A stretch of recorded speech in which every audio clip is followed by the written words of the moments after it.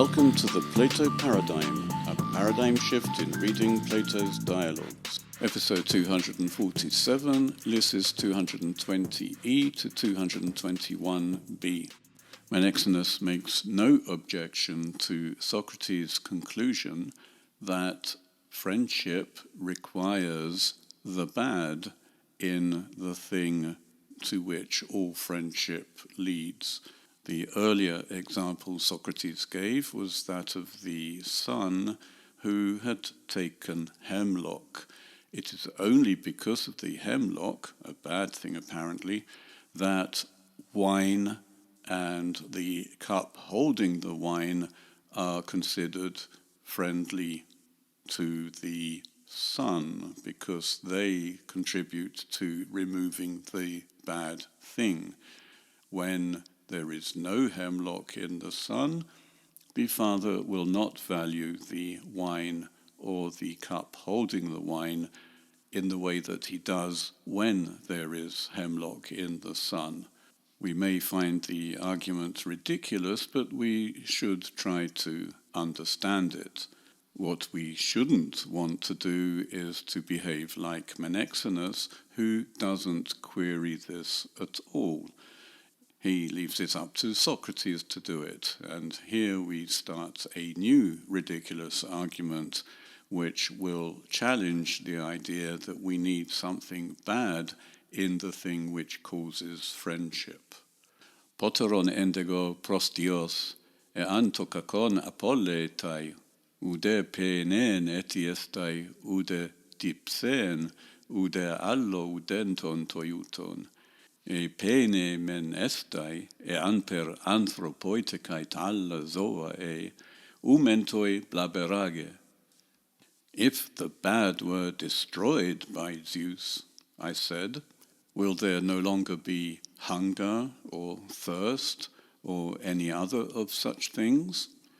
Or will there still be hunger, if indeed humans and the other animals exist, but nevertheless not harmful? Socrates is presenting a rather sophisticated heuristic question. There are still two options, but it doesn't quite sound as heuristic as a normal heuristic question. The hypothetical situation is that there are no longer bad things, the bad itself no longer exists, and in such a situation, would the things normally considered to be negative simply not exist, or would they exist but not be negative? In other words, hunger, for example, would either not exist at all or would still exist but would be neither harmful nor, we may assume, beneficial. This is a rather silly question because the hypothetical simply would not ever exist, and it would require us to consider what hunger actually does for us. Is hunger necessarily harmful, hunger itself, or does hunger actually tell us that we need to eat, in which case hunger is beneficial? Menexenus doesn't respond, and Socrates carries on. Kai dipsade kai hai allai epithumiai, al u kakai hatetu kaku apollolutos. And thirst, and the other desires, but not bad, since the bad has been destroyed. This sounds like a normal extension to the question Socrates has already asked. In addition to hunger, he now adds thirst as he did earlier, but now he also mentions desires in general, and he suggests that when the bad is eliminated, the desires, all desires, are not bad. This is a completely new idea. We have not been considering desires at all, and normally desires are not considered bad.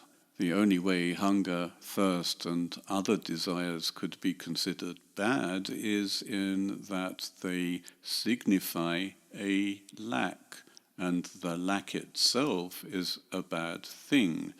The body lacks food, it hungers. The body lacks drink, it thirsts. All desires can be construed in some way or another as signifying a lack in the body. Menexenus evidently doesn't respond yet again, and Socrates carries on.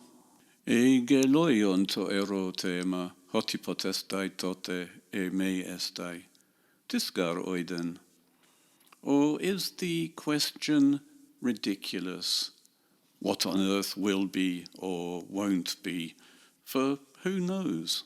Interestingly, in heuristics, it's the answer which is supposed to be ridiculous, not the question. In a way, Socrates is helping Menexenus to save face. He's not answering because the question is ridiculous. Of course, the question isn't ridiculous. It's supposed to make us think about what is bad, what is good, what is beneficial, what is harmful. And we can see that Socrates is steering the conversation towards desire, because friendship involves desire, as we have already seen with hypothetical, who's an extreme example of desiring. In the father and son example, we didn't actually have desiring. The son was dear to the father, philos in the sense of dear and not a friend or friendly.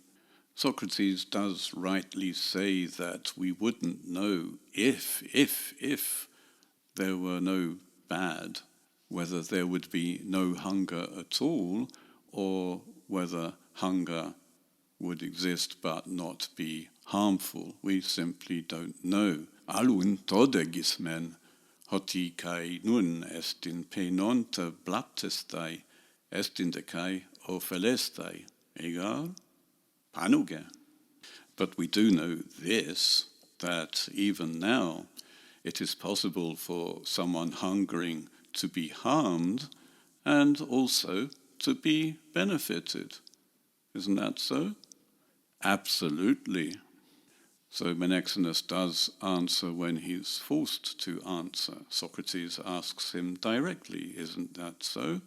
And Menexenus has to answer, and if he's going to answer at all, then he's going to answer strongly.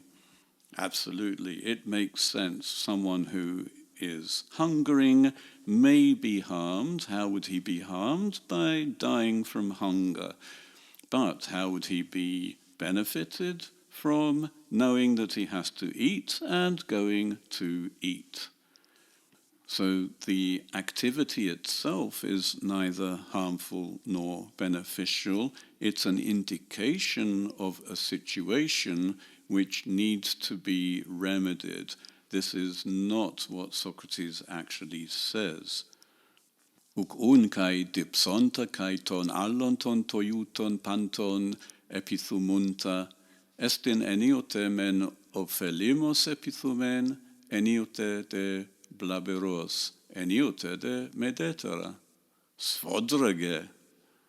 So also for someone thirsting and for anyone desiring any other such things, that sometimes he desires beneficially, sometimes harmfully, and sometimes neither.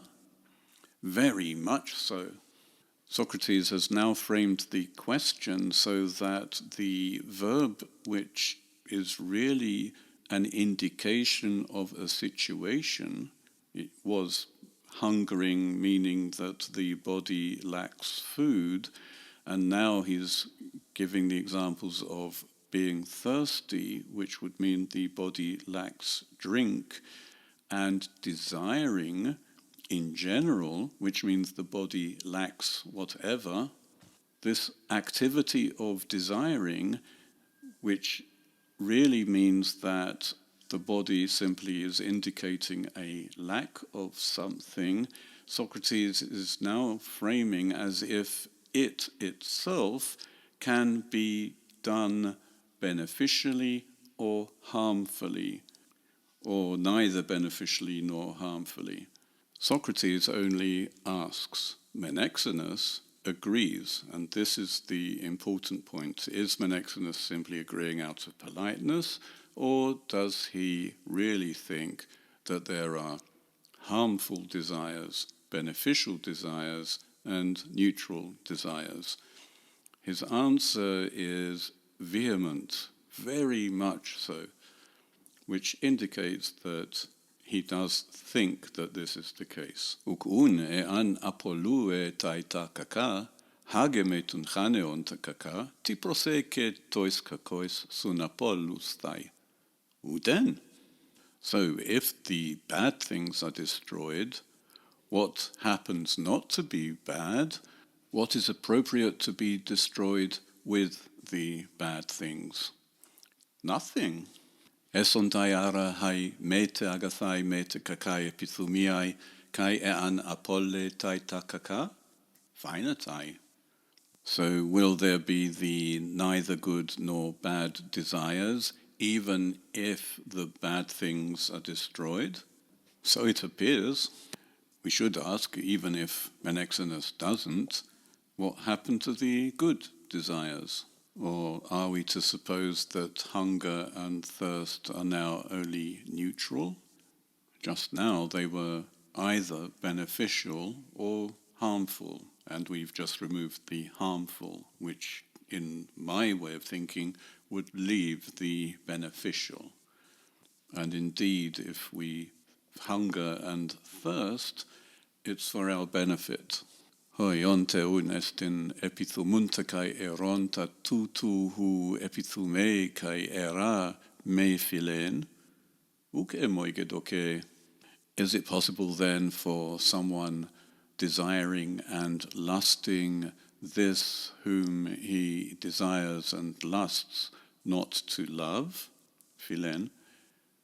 It doesn't seem to me. Suddenly Eros comes back into the picture. This is a gloss on desire. One of the desires is lust. It was not necessary to add lusting to this question. Also, we see again that there is a connection between epithumia, eros, and philia, none of which appears as a noun here. They're either participles or an infinitive. We should already notice that this argument is very different from the one which had the father and son in it. The father found the son dear all the time, but it was only when there was something bad in the son that other things became philia, became dear. It's not as if anyone would desire the son because he had drunk hemlock.